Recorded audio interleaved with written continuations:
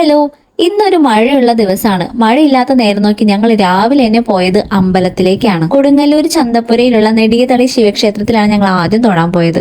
തൊഴുതിറങ്ങിയപ്പോഴാണെങ്കിൽ നല്ലൊരു മഴയും കിട്ടി. അങ്ങനെ വീട്ടിൽ പോയി കാർ എടുത്തിട്ടാണ് അടുത്ത അമ്പലത്തിലേക്ക് ഞങ്ങൾ പോയത്. ഞങ്ങൾ രണ്ടാമത് പോയത് നമ്മുടെ ശൃംഗപുരത്തുള്ള തിരുവഞ്ചിക്കുളം അമ്പലത്തിലേക്കാണ്. ഞാൻ അധികം ഒന്നും വരാത്തൊരു അമ്പലമാണ് തിരുവഞ്ചിക്കുളം അമ്പലം. അതുകൊണ്ട് തന്നെ ഇവിടെ തൊഴേണ്ടത് എങ്ങനെയാണെന്ന് കറക്റ്റ് ആയിട്ട് എനിക്ക് ഇപ്പോഴും അറിയില്ല. പണ്ട് ടിപ്പു സുൽത്താൻ ഉണ്ടായിരുന്ന കാലത്ത് ഈ ക്ഷേത്രത്തിന്റെ പല ഭാഗങ്ങളും തകർന്നു പോയിട്ടുണ്ട്. അതിന്റെ അവശേഷിപ്പുകൾ ഇപ്പോഴും ഈ ക്ഷേത്രത്തിലുണ്ട്. അതുകൊണ്ടൊക്കെ തന്നെ അത്യാവശ്യം പഴക്കം ഈ അമ്പലത്തിനുണ്ടാവും. പരശുരാമനാണ് ഇവിടുത്തെ പ്രതിഷ്ഠ നടത്തിയതെന്നാണ് ഐതിഹ്യം. ഇവിടുത്തെ പ്രതിഷ്ഠ ശിവനും പാർവതിയാണെന്ന് ഞാൻ പറഞ്ഞിരുന്നല്ലോ.